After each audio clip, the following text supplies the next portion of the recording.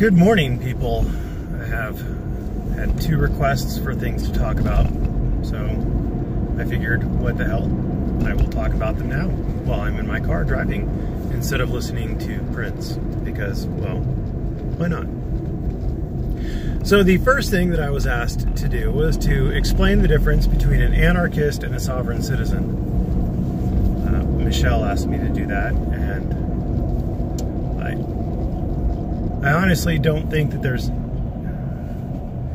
they're necessarily dichotomous positions. A lot of anarchists will say sovereign citizen kinds of things. But I believe the main distinction between a sovereign citizen and an anarchist, and I apologize about wearing a suit, it was cold as hell in this car this morning.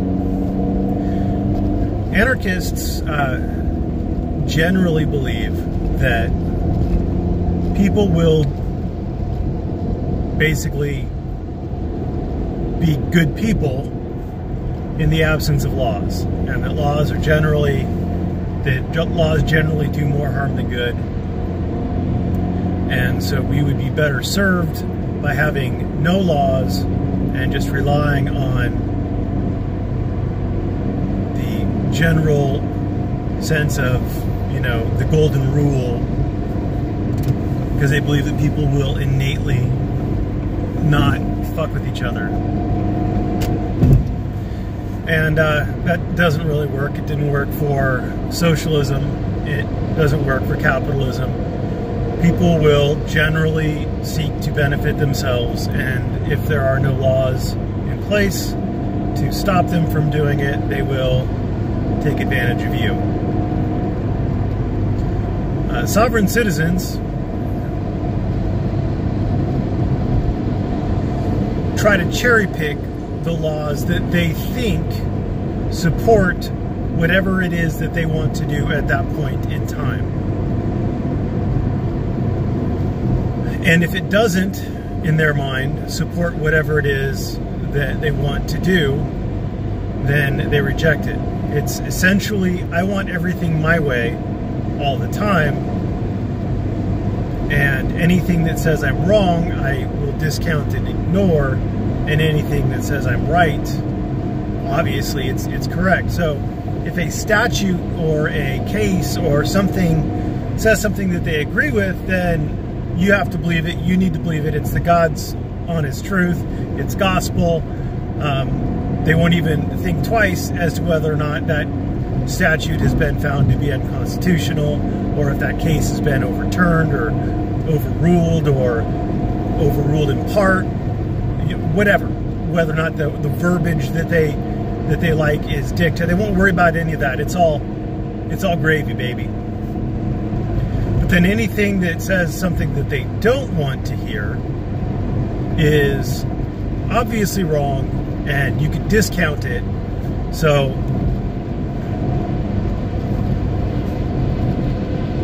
we tend to see in this community, I believe, we tend to see more sovereign citizens than we do anarchists, because the First Amendment is a law, and anarchists, if they're good little anarchists, don't like the First Amendment.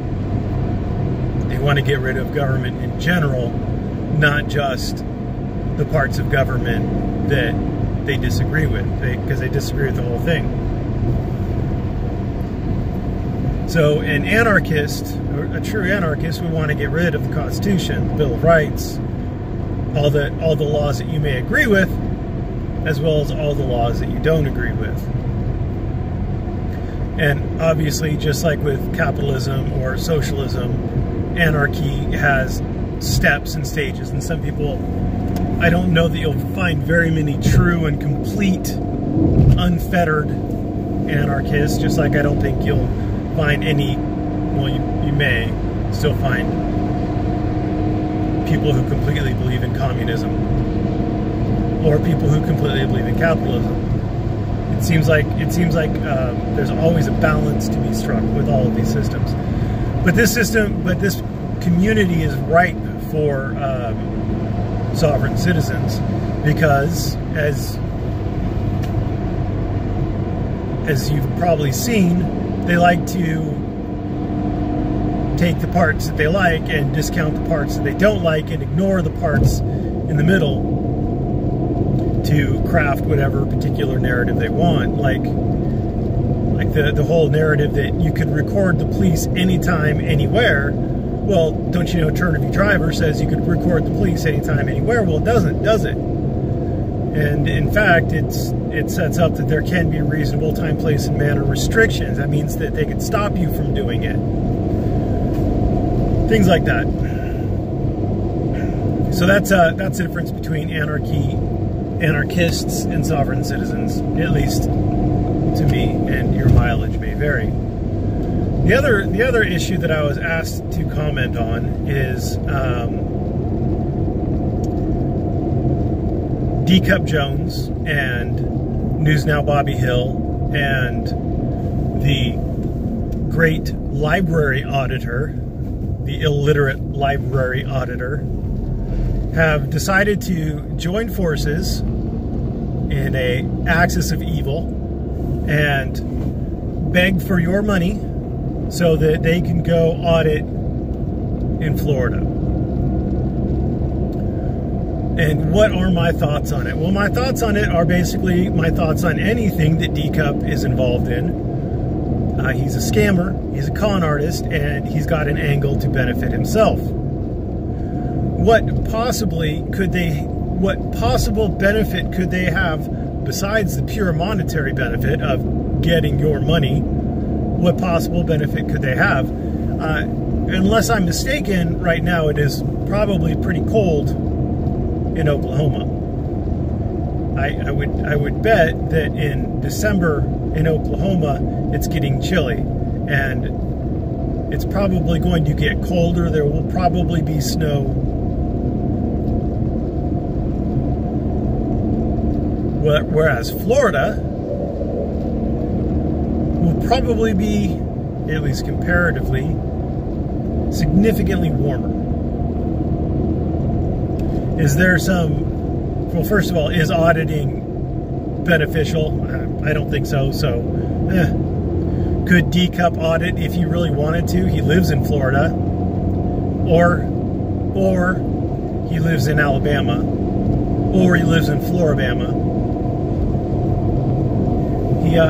He maintains addresses in Coffee County, Alabama, so that he could participate in politics there, or he has done so in the past. But then he says he lives in Florida, so I'm not entirely sure.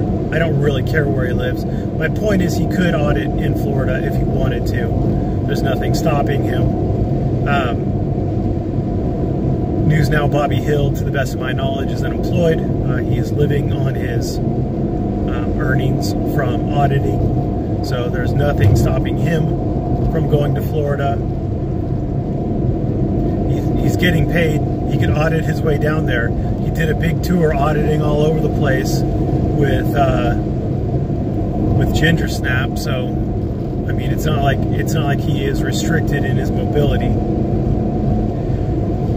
And then, as far as the meth man turned pizza delivery guy who likes to audit libraries, I don't know. Maybe he'll lose his pizza delivery job.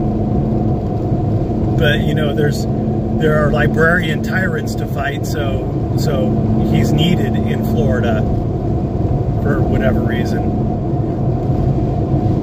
So that's my thought on it. It's a scam, or it most likely is a scam. It will do no one any good except for the participants in the scam, and who knows, maybe their love child will be a beautiful thing. Thanks for watching. Have a great day.